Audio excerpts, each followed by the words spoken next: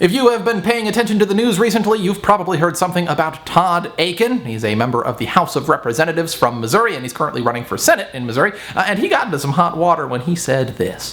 If an abortion could be considered in a case of, say, a tubal pregnancy or something like that, what about in the case of rape? First of all, from what I understand from doctors, that's really rare. If it's a legitimate rape, the female body has ways to try to shut that whole thing down. But let's assume that maybe that didn't work or something.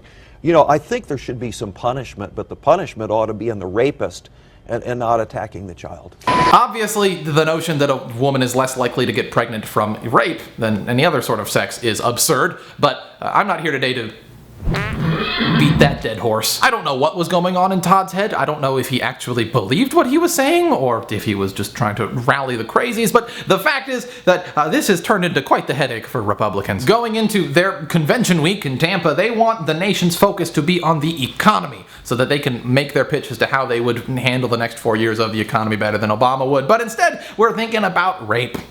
And it's a general rule in politics, you don't want to be associated with rape. Immediately speaking, Republicans are in a squeeze. I figure they have to take one of 3 potential approaches to this issue in Tampa next week, none of which are particularly appetizing. They can double down on their staunch anti-abortion position, which would keep their base intact, but scare off some independent voters, particularly independent women. They can ease up a little bit on their staunch anti-abortionism, which would keep things competitive with the independents, but it would also deflate their base quite a bit. Or they can just kind of pretend it never happened, try to sweep it under the rug, which it wouldn't affect any specific group, but it would just kind of overall make them look weak and unprepared to deal with their internal issues. Beyond just the immediate, though, this whole dust-up highlights what I think is the GOP's biggest long-term problem, and that is that an insane fringe actually holds quite a bit of sway in the party. I mean, there are definitely some very legitimate, potent 21st century arguments for conservatism. We live in an age of decentralization. We live in an age where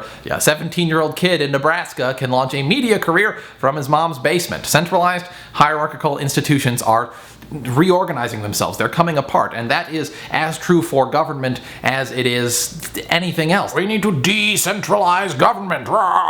It just oozes conservatism, and I kind of agree with it. We live in an age of rapid technological advancement. I mean, nobody saw the atomic bomb coming until it was practically already here, and that almost ended us. You know, with things moving as quickly as they are today, who knows when we'll see the next potentially world-ending technology emerge. I think there's definitely room for a conservative voice urging caution, urging us to maybe put on the brakes a little bit, make sure that we fully understand the fire that we're playing with before we continue playing with it. If Republicans were making unified, creative, forward-thinking, conservative arguments like that, I'm not saying I necessarily agree with them, but I sure as shit would listen.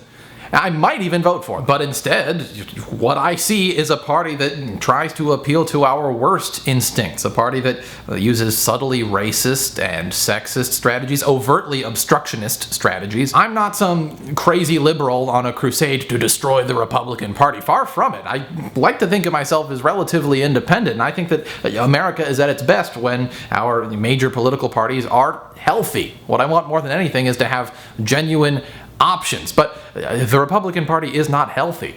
I don't see the Republican ticket for president as a genuine option when their presidential nominee thinks that a good way to shore up votes might be to poke the racism bear. Ann was born at Henry Ford Hospital. I was born at Harper Hospital.